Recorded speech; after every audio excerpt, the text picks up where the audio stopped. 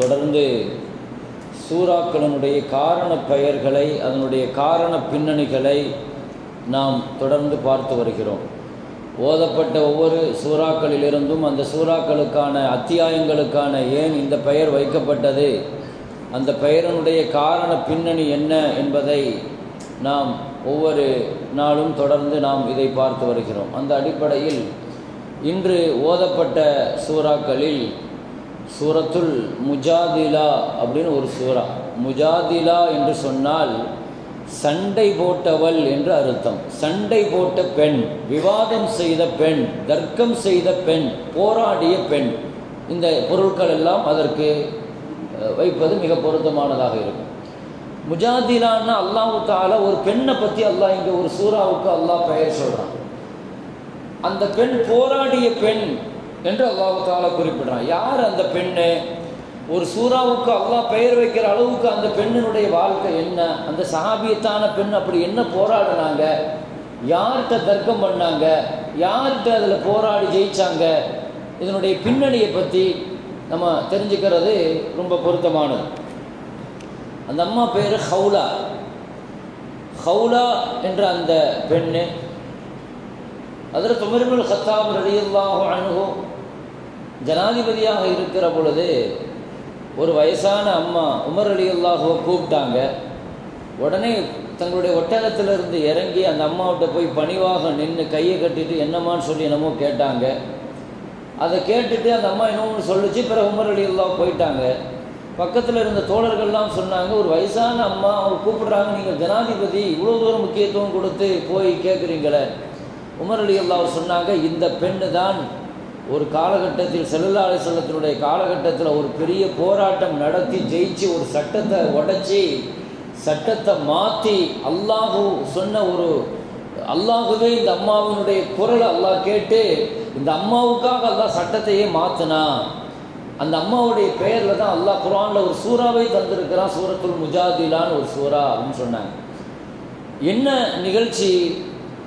இந்த அம்மாவும் இவருடைய கணவர் ஹவுலா இவங்க ரெண்டு பேரும் நல்ல கணவன் மனைவியாக சந்தோஷமாக வாழ்ந்து கொண்டிருந்தார்கள். சின்ன சின்ன பிள்ளைங்க. திடீர்னு ஒரு நாள் ஏதோ ஒரு கோபம், என்ன கோபம் தெரியல, அவருடைய கணவர் பேச்சில் கொஞ்சம் பேச்சு அதிகப்படியாக மீறினதுனால அவர் பேச்சோடு பேச்சா ஒரு வார்த்தை என்ன சொல்லிட்டாருன்னா, நீ என் தாய் முதுகுக்கு சமம் அப்படின்னு சொல்லிட்டார். அதாவது ஒருவர் தம் மனைவியை தாய்க்கு ஒப்பிட்டு சொல்லிட்டா அந்த நிமிஷம் வரைக்கும் சட்டம் என்னன்னா குடும்ப உறவு முடிஞ்சு போகும், தலாக். அப்படி தான் இருந்துச்சு. ஒரு மனைவியை தாய்க்கு ஒப்பிட்டு ஒருத்தன் சொல்லிட்டான்னு சொன்னால் அன்னைக்கு வரைக்கும் ஷரியத்து சட்டம் என்னன்னா அந்த உறவு தலாக் ஆகிடும், திரும்ப சேர முடியாது. இவர் என்ன கோபத்திலேயோ பேச்சுவார்த்தையில இப்படி ஒரு வார்த்தையை கணவர் சொல்லிட்டார். அந்யோன்யமான சந்தோஷமான குடும்பம் தான், கணவன் மனைவியா நல்லா வாழ்ந்துட்டு இருந்தவங்க தான். இந்த அம்மா சின்ன சின்ன பிள்ளையெல்லாம் வச்சிருக்கிறாங்க. திடீர்னு இவர் தலாக்கு, நீ என் தாய் முதுகுக்கு சமம் அப்படின்னு சொல்லிட்டார். இதற்கு பெயர் அரபியில் லிஹார் மசாலா அப்படிம்பாங்க. லிஹார் மசாயின்னு சொல்லிட்டு ஒரு சட்டம் இருந்துச்சு. இப்படி சொன்ன உடனே அடுத்த நிமிஷம் அவர் வருத்தப்படுறாரு. ஆகா, இப்படி சொல்லிட்டோமே, அந்த வார்த்தையை திரும்ப எடுத்துக்கலாம்னு நினைக்கிறார். ஒரு சொல் வெல்லும், ஒரு சொல் கொல்லும் சொல்லுவாங்க. வார்த்தை இருக்குத, வார்த்தையை விட ரொம்ப ஆபத்தானது வேற ஒன்றும் கிடையாது. ஒரு வார்த்தையில தான் நம்ம களிமா முஸ்லீமா 60 வருஷம் காஃபிரா இருந்த ஒருத்தர் ஒரு களிமா வார்த்தையை வச்சு தான் அல்லாஹ் 60 வருஷத்தை அல்லாஹ் என்ன செஞ்சான், மன்னிச்சு ஏற்றுக்கிறான். அப்போ வார்த்தைகள்ங்கிறது ரொம்ப கவனமாக நம்ம என்ன செய்யணும், பயன்படுத்துகிற வார்த்தை. அதுவும் தலாக்கு போன்ற விஷயங்களில் அந்த மாதிரி பேசுகிற வார்த்தைகள். அப்படி ஒரு வார்த்தையை சொல்லிட்டாரு. பிறகு அடுத்த நிமிஷம் வருத்தப்படுறாரு.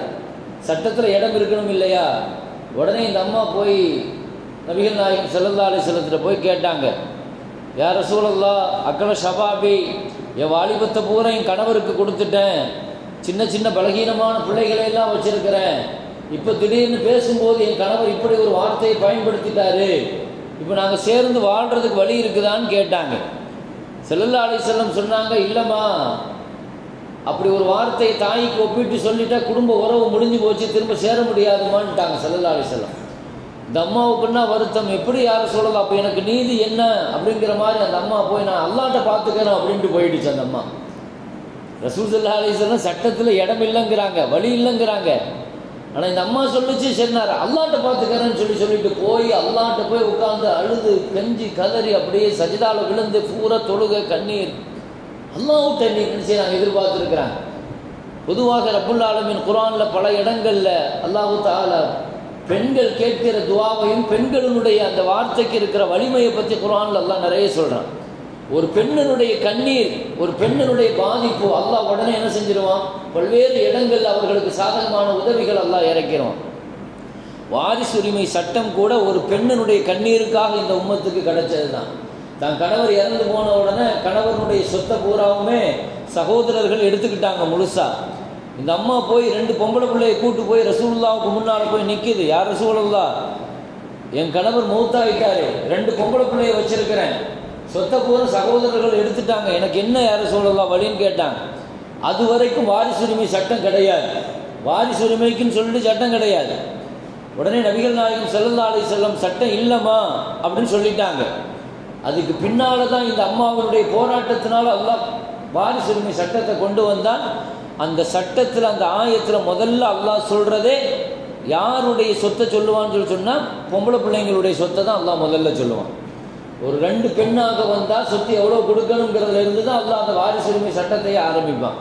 இப்படி வரலாற்றில் நிறைய பெண்கள் நிறைய சட்டத்தை தந்திருக்கிறாங்க, திருத்தி தந்திருக்கிறாங்க, மாற்றி தந்திருக்கிறாங்க. பெண்களுடைய கண்ணீர்களும் போராட்டங்களும் அல்லாஹ்ட்ட அது பெரிய அளவில் எடுபட்டு இருக்கு. அதே மாதிரி தான் குர்ஆனில் சொல்லுது ஆயிஷா ரலியல்லாஹு அன்ஹா, ஆயிஷா அம்மாவுடைய விஷயத்தினே அப்படித்தான் ஒரு அவதூறான ஒரு இட்டுக்கட்டு ஆயிஷா நாயகி மீது வச்சாங்க. ஆயிஷா நாயகியோடு இன்னொரு சஹாபியோடு சம்பந்தப்படுத்தி ரொம்ப அசிங்கமாக மதீனா முழுக்க நயவஞ்சக கும்பல் கூட்டம் ஆயிஷா நாயகி மேலே அப்படி சொன்னப்போ கிட்டத்தட்ட 50 நாள் ஆயிஷா ரலியல்லாஹு அன்ஹா சொன்னா தூங்கவே இல்லை. 50 நாளும் தஹஜ்ஜத்தில் நான் முசல்லால இருந்து கண்ணீர் வடித்து நான் அழுதேன் அல்லாஹ்ட்ட, யா அல்லாஹ் இப்படி ஒரு பேரை என் மேலே இப்படி ஒரு அவதூறை இப்படி பரப்பி விட்டுட்டாங்களே. 50 நாளும் நான் என் வாப்பா வீட்டில் தான் இருந்தேன், அபூபக்கர் ரலியல்லாஹு வீட்டில் தான் இருந்தேங்கிறாங்க. ஏன்னா நபி ஸல்லல்லாஹு அலைஹி வஸல்லம் தெளிவாக சொல்லிட்டாங்க, ஊர் முழுக்க இப்படி ஒரு பேரை பரவி இருக்கிறாங்க. நீ பரிசுத்தமானவங்கிறது எனக்கு தெரியும், ஆனால் நான் சொன்னால் அது வரலாற்றில் வேறு மாதிரி, அதனால் நீ அல்லாஹ்ட்ட நீ கேட்டு வாங்கிக்கொண்டாங்க ஸல்லல்லாஹு அலைஹி வஸல்லம்.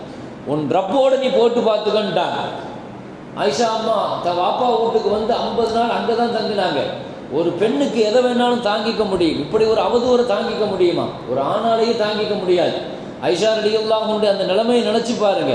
அப்படி ஒரு தவறான இன்னொரு ஆணோடு இட்டுக்கட்டி ஒரு பெண்ணு, ஒரு பத்தினித்தனமான ஒரு பெண்ணை இப்படி பேசுகிற பொழுது எவ்வளோ வலியும் வேதனையும் இருந்திருக்கும்.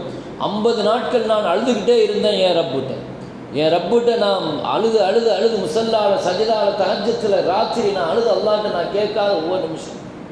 அல்லாஹு தஆலா 50 நாளைக்கு பின்னாலே 18 ஆயத்து எனக்காக இறக்குனாங்கிறாங்க. ஆயிஷா ரலியல்லாஹுக்காக வேண்டி 18 ஆயத்து. அப்போ தான் அல்லாஹ் சட்டம் கொண்டு வரான், இனிமேல் யாராவது ஒரு பரிசுத்தமான ஒரு பெண்ணை இட்டு கட்டினால் அவனுக்கு கொடுக்கப்பட வேண்டிய தண்டனை 80 ஜல்தா, 80 சவுக்கடி தரப்படணும்னு அல்லாஹ் ஆயத்து இறக்குனான். அப்படி உள்ளவன் இனிமேல் எந்த சபைக்கும் அவனை சாட்சியாக வருவதற்கு அருகதையற்றவன், தகுதியற்றவன் சொல்லி அல்லாஹ் தஆலா சட்டம் கொண்டு வந்தான். அப்போ இன்னைக்கு அவதூறு, ஒரு பெண்ணின் மீது அவதூறு சொல்வதற்கான சட்டங்களை போராடி பெற்று தந்த பெண் சமுதாயம், வாரிசுரிமை சட்டத்தை போராடி பெற்று தந்த பெண் சமுதாயம். அந்த வரிசையில் தான் இந்த முஜாதிலாங்கிற கவுலாங்கிற பெண்ணு அல்லாஹ்ட்ட கண்ணீர் வடித்து அல்லாஹ்ட்ட அழுகுறாங்க, ரப்பே எனக்கு இந்த சட்டத்தை மாற்றி கொடுன்னு கேட்குறாங்க.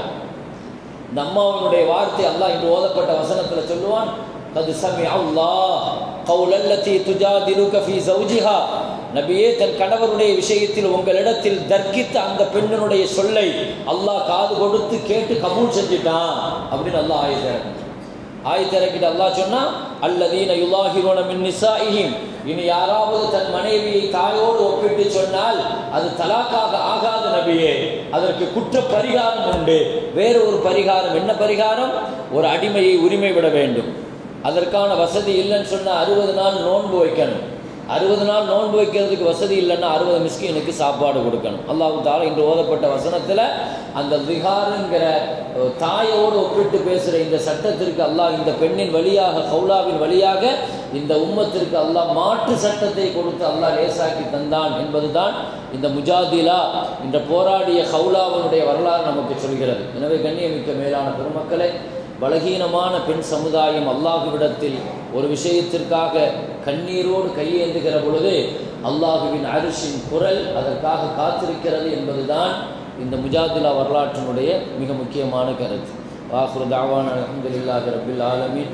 اللهم تقبل منا صلاتنا وصيامنا وقيامنا وركوعنا وسجودنا وتضرعنا وتخشعنا وتمن تقشير أعمالنا وتجاوز عنا سيئاتنا وتوفنا مع الأبرار.